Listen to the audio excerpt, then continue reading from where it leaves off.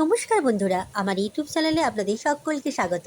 আজকে আমি আপনাদের সামনে নিয়ে চলে এসেছি মাখানা বা পদ্মভুজের পায়েস। এখানে আমি হাফ লিটার দুধ নিয়েছি। দুধটা ভালো করে গরম করে দিয়ে দিয়েছি দুটো এলাইচি।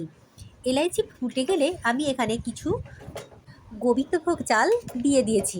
এটাকে বেশ কিছুক্ষণ ধরে আমি সেদ্ধ করে নিচ্ছি। দেখুন বন্ধুরা, এদিকে আমি একটা অন্য কড়াতে নিয়ে নিয়েছি 2 চামচ ঘি। ঘিটা বেশ গরম হয়ে উঠেছে। এবারে আমি কিছু মাখানা এতে দিয়ে বেশ লাল লাল করে ভেজে নিচ্ছি। দেখুন বন্ধুরা, খুব লাল লাল করে ভেজে নেবো, যাতে এটা দারুণ লাগবে খেতে। এখানে আমার ভাজা হয়ে গেছে। ঠিক এইরকমই ভেজে নেবেন, এর চেয়ে বেশি ভাজলে আবার পুড়ে যাবে। এদিকে পায়েসের চালটা সেদ্ধ হয়ে গেছে প্রায়। এবারে আমি এখানে ভাজা মাখানাটা এই ফুটন্ত দুধের ওপরে দিয়ে আরও বেশ কিছুক্ষণ এটাকে রান্না করে নিচ্ছি।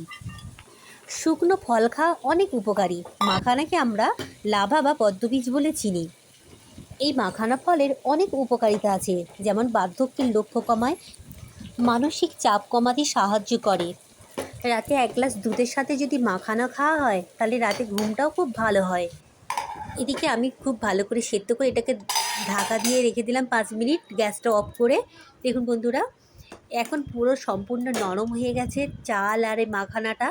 দেখুন, একদম নরম তুলতুলে হয়ে গেছে। এবারে আমি এর ওপরে স্বাদ অনুযায়ী চিনি দিয়ে দিলাম।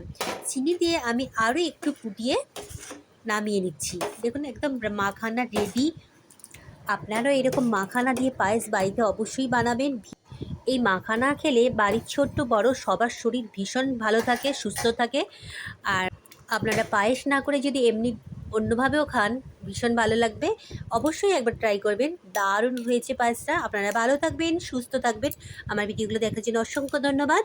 নমস্কার।